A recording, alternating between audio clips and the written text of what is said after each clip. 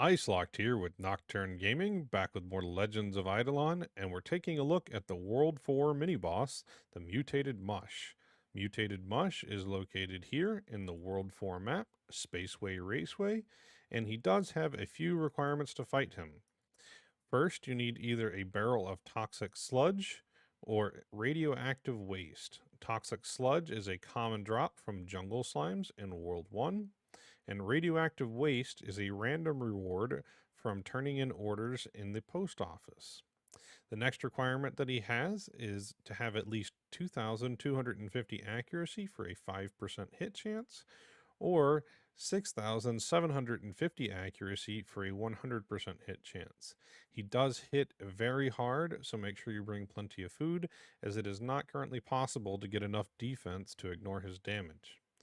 Once you've met these requirements, you can head to the Spaceway Raceway and summon him here on this top platform. To summon the boss, you simply take your barrels and drop them on top of the mushrooms. But we'll do that in just a minute. And so right now there are 3 mushrooms here on this platform, and once you summon the boss, they will disappear. These mushrooms respawn on a timer, and it requires a minimum of 4 days to respawn the first mushroom.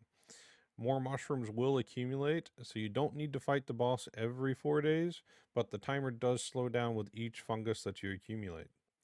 Up to 8 mushrooms can accumulate over 67 days. However, days are only accumulated on days that you log into at least one character.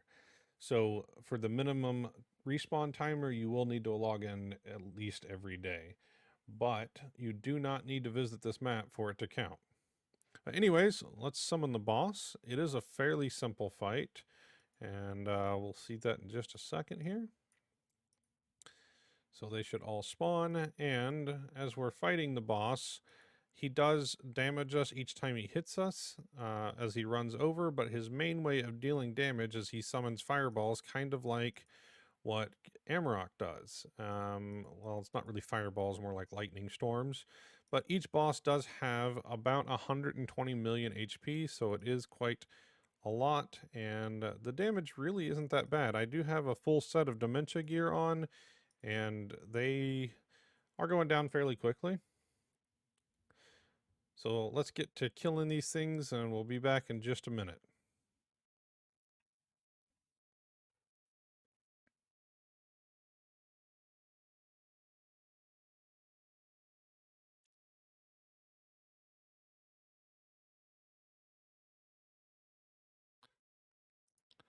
All right, so all of them are dead, and we're going to take a look at the loot now.